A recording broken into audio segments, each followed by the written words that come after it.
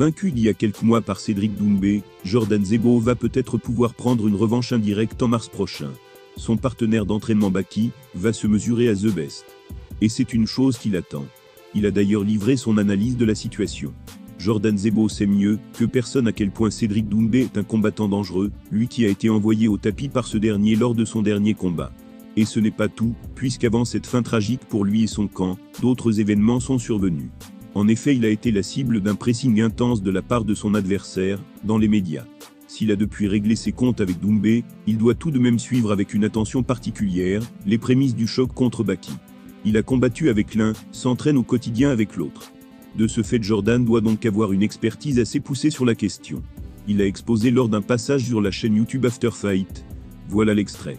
Vraiment, il frappe hyper fort. Baki, peut-être ça va te saouler cette question, mais moi le premier, dès que quelqu'un me croise, ils savent que je suis pote avec Baki. Premier truc qu'on me demande, c'est Cédric contre Baki qui gagne. Donc maintenant, toi, tu as affronté Cédric, tu combats souvent ou tu spares souvent avec Baki. Qu'est-ce que tu penses que ça donnerait ce combat? Comment ça se finirait? Et aussi, est-ce que tu aimerais voir ce combat, toi? Bah, j'aimerais bien voir ce combat. Baki, normalement, il a plus de chances de gagner. Ok. Et voilà, enfin, lui-même, il l'a dit, c'est du MMA.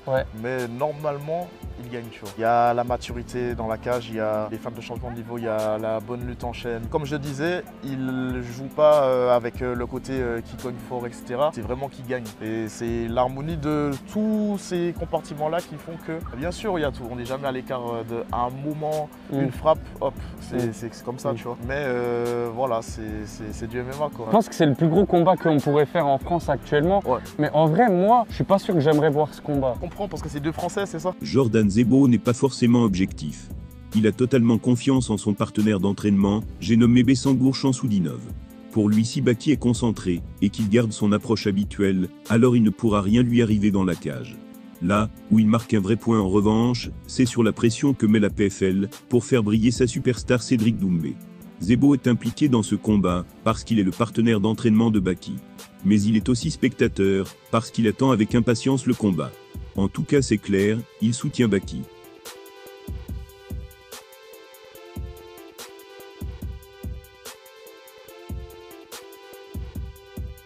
Pas connu pour garder sa langue dans sa poche, Khamzat Chimaev n'a pas non plus peur de s'en prendre directement à ses supérieurs à l'UFC. Alors qu'il sortait tout juste d'une absence longue de plus d'un an, Borz a littéralement atomisé le président de la Ligue Dana White, suite à sa dernière décision. En attendant de voir Conor McGregor revenir à la compétition, Khamzat Chimaev est sûrement l'un des acteurs les plus sulfureux de l'UFC. Provocateur à souhait, le Tchétchène crée encore plus la controverse. Notamment depuis qu'il a opéré la transition des welters vers la division des poids moyens. Son premier combat dans cette catégorie s'est d'ailleurs soldé par une victoire face à Kamaru Usman, lors de l'UFC 294. Quelque temps après, Borz avait annoncé que l'UFC, et son patron lui aurait promis que sa prochaine virée dans la cage, serait pour se battre pour la ceinture. Sauf qu'alors que Dricus du Plessis a détrôné Sean Strickland, il y a quelques jours, le président de la Ligue a retourné sa veste, et a annoncé que ce ne serait plus le cas. De quoi sérieusement énerver sa star, comme Khamzat l'a expliqué à ESPN, MMA. Voilà ses mots, je suis le seul invaincu et incontesté. 13 victoires pour 0 défaites, donc je ne sais pas. Ils m'ont promis après le combat contre Usman, en disant que je vais certainement me battre pour le titre. Et j'ai gagné ce combat. Je ne sais pas ce qui se passe, j'ai entendu Dana White dire des trucs bizarres. Il a dit qu'il ne pense pas que je sois le prochain pour le titre. C'est des âneries, mec. Quand tu promets quelque chose, tu dois tenir parole. Je suis le gars qui tient toujours ses paroles, donc je m'en fiche, si c'est un président ou une sorte de roi. Si tu me donnes ta parole, tu dois en répondre. Peut-être qu'aux USA c'est une mentalité différente, je ne sais pas. Je serais surpris, si ça se produit, si quelqu'un se bat pour le titre, et que ce n'est pas moi. Alors nous verrons. Je n'ai pas parlé avec Dana, je ne sais pas à quoi il pense. Il le sait mieux que moi. Bien sûr dans mon esprit, ça devrait être moi.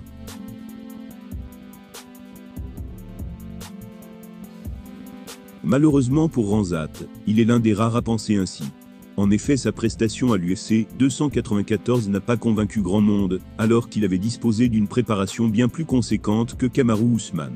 Strickland et du Plessis clament d'ailleurs depuis belle lurette qu'il ne devrait pas bénéficier d'un traitement de faveur.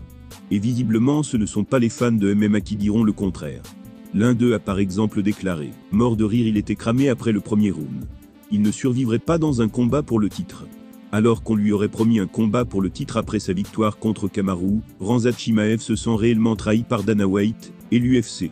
Reste désormais à savoir quand le sulfureux tchétchène fera son retour à la compétition et surtout, dans quelles circonstances.